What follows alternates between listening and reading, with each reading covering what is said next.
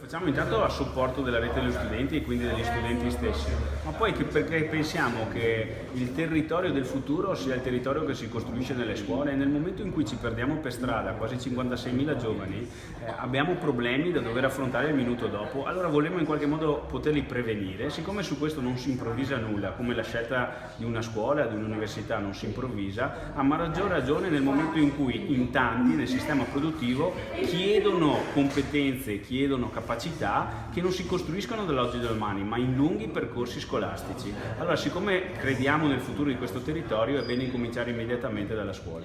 Sì, noi studenti percepiamo molto disorientamento ed è quindi da questo che un po' nasce la necessità di avere invece dell'orientamento serio.